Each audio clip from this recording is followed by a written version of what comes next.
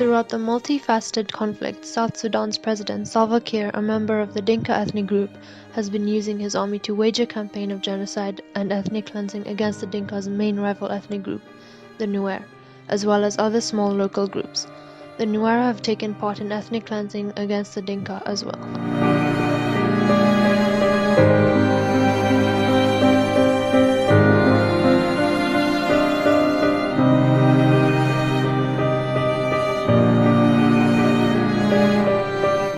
The terrorist group ISIS carved its caliphate out of war-torn Syria and Iraq in 2014 and 2015.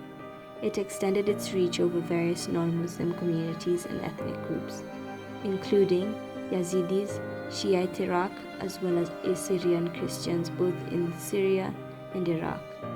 In brutal genocidal campaigns in both countries, ISIS sought to systematically exterminate Yazidis, Shiites, and Christians and destroy their villages. They also carried out mass rapes in these communities. Thousands of people have been killed in these related genocides.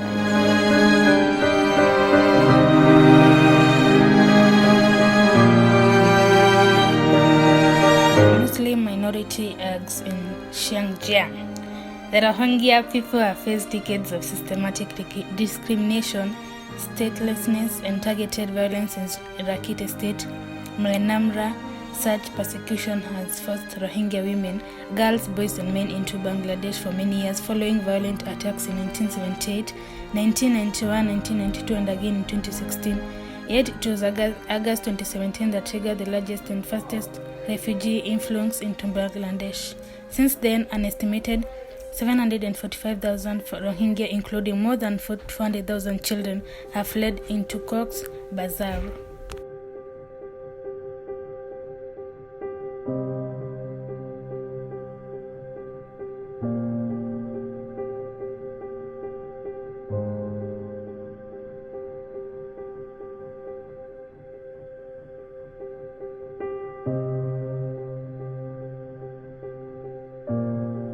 The Uyghurs are a Muslim minority located mainly in Xinjiang, China.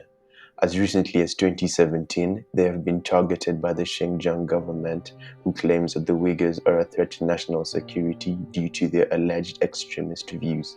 Approximately 1 million Uyghurs are being forcefully held in camps.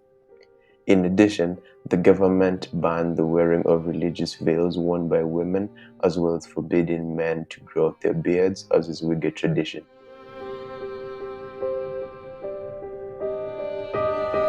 How the support and protection of minority communities can impede genocide. Firstly, we need to appreciate the diversity in people through inclusion and therefore creating safety in their own communities. Devolution of funds between communities will ensure economical safety for a community and social independence. Having a variety of people represented in all forms of leadership, such inclusion will ensure that there is no bias in decision making and all communities are regarded. Lastly, providing equal education to all ethnic groups, ensuring no one is left on the back foot, so everyone has equal chances for jobs and improved standards of living.